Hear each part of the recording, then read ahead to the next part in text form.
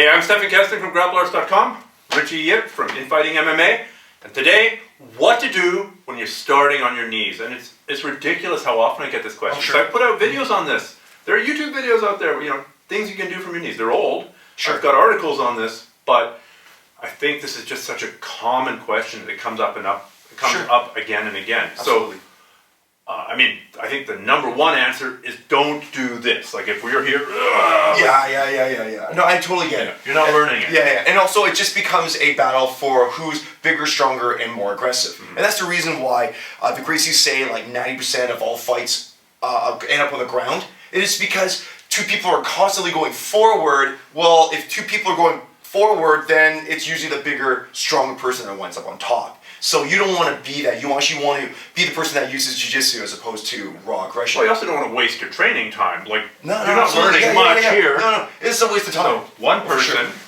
all right, answer number one, from my point of view, one person pull guard. Okay, there. Now we'll go. If you pass my guard, well, then I'll get a better guard. Absolutely. So just get the party started. Don't waste time with a pushing match. But you've actually got some techniques that you like to do from there, don't you? Well, yes, I do. Now, the very first one is, if you could kneel up, please, Stephen, is what I like to do is I just like to grab the person and just see what happens. So almost always right away is that if I grab onto Stephen will just grab onto me, right? Now, if I win this collar, then this hand is going to go and find his elbow. And all I want to try and do is I want to try to create a scenario where we're lifting up the elbow like this. Generally, that's done by me first pushing down the elbow, and then he'll lift up, and I just tip him. It is ridiculous how often that works. It's super subtle, and it's got to be done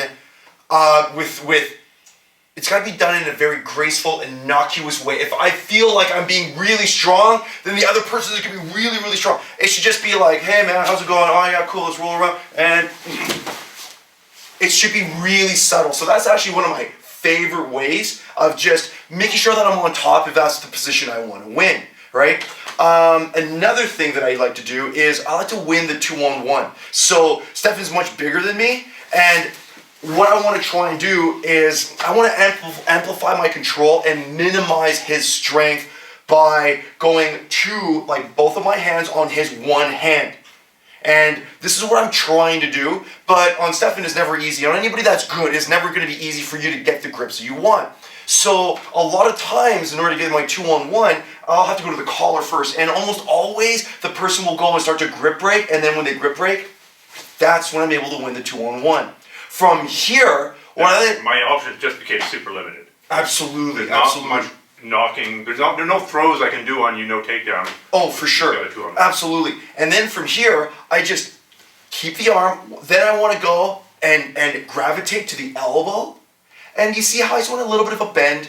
It's a little bit of a push, almost like I'm doing a Kimura. There's no way you're actually going to Kimura the person, but I try. And then I try to go and force the other hand on the ground. Why do I force the other hand on the ground? Because you can grab me with that hand.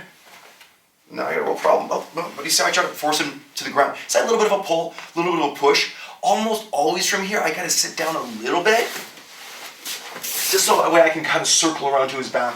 Right? I just find that to be a little bit easier, right? In order to get around that other person's back. I'm planted. I'm not that mobile. Yeah, that's precisely it. And you see how in order to force Stefan planted, do you see how I almost I have to sit back just so I can pull him a little bit? Maybe you consider that a guard pull.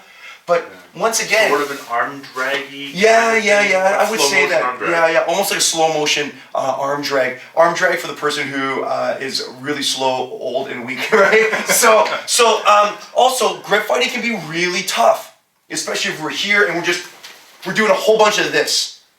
The strangest thing is that I see how tough it is for me to get his collars. If I just stand up and he stands up with me, right? There's something really weird where we just concede a lapel grip. And then from here, he'll grip break, right? From here, okay, I'll get my 2-on-1. And then you see how I come back down. And then I'll be able to go and try to take his back or work a sweep or whatever, but I have the 2-on-1. So you're taking the fight out of the ground where most jiu-jitsu guys feel comfortable, like now they're deer in the headlights standing. It is the strangest thing. So it wouldn't work on a judo guy. No, it wouldn't, because they're really savvy when they're standing up. But there's something really strange. All we're doing is just elevating the fight 2 feet.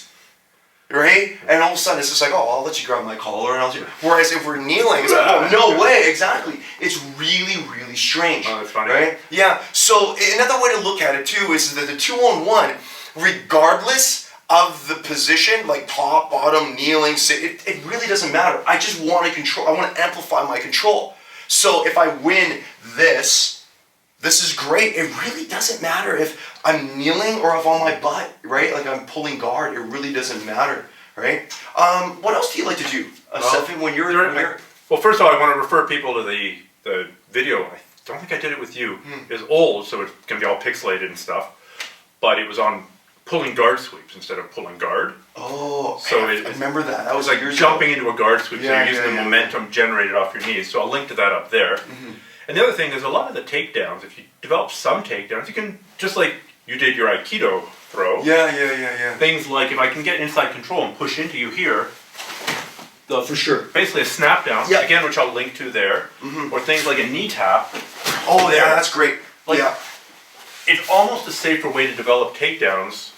You know, you can't do all takedowns. It's hard to do an Uchimata. Oh yeah, there's no, it's gonna be super tough, right? Like, Doesn't work. But I have seen people do sort of... Oh yeah. I've seen that. I've had that thing. actually done to me, right? Yeah. Where people just, I'm kneeling and the person just kind of runs past me, and I've had that happen. Yeah. I've had that happen. So you can... There's some throws that'll work on the ground. I think you should start with a snap down. For You sure. should start maybe with a knee tap, or I like your Aikido, the Jedi Mind Trick. Pull down slightly. Boom. It works so well, and it really, I think, really truly defines jiu-jitsu in the sense that it's super subtle, it's gentle, right? Like people are actually looking at you like, whoa, they're surprised that it actually works. But it really personifies jiu-jitsu, right? It has some of the key characteristics that define jiu-jitsu, right?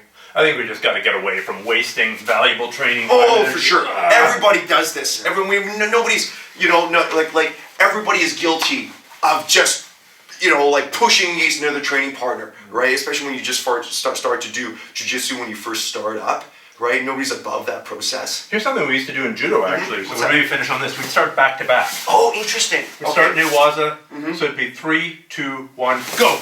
Right, and then just win, like... So yeah, it would create that initial scramble a little bit.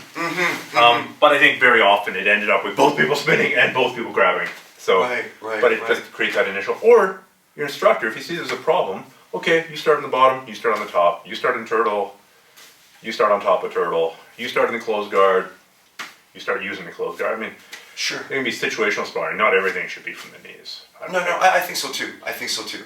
Right? Especially once you, if you belong to a small club, and if you belong to a small club, you're not always going to be able to go and roll with the higher belts all the time, right? And sometimes if you're like a higher belt and there's just more white belts around, which is almost always every single club, regardless of the size actually, it is important to go and put yourself into vulnerable positions. So when you start off, instead of like trying to fight for a dominant top position right from the get-go, it's like shake hands with the person and, just start like literally like this. Yeah. Maybe take a grip so that way the person's not going to knee you in the head or something like that, right? Make sure you're safe. Yeah, exactly. Right? Especially, sometimes... I've seen you do that. I do that all the time. Yeah, it's great. I think it's important. It's important to kind of give up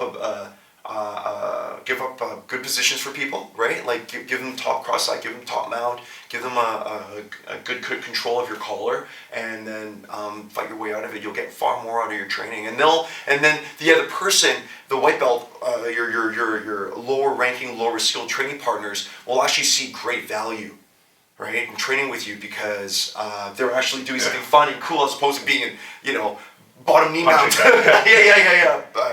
Basically a walking grappling dummy for you. Okay. Well, I hope you enjoyed that. There's a little bit stream of consciousness. Sure. But if you have any other suggestions, leave them in the comments below, email them to us. We'd appreciate it. But I think that there are a lot of good answers other than doing... Oh, yeah. Anybody can do that.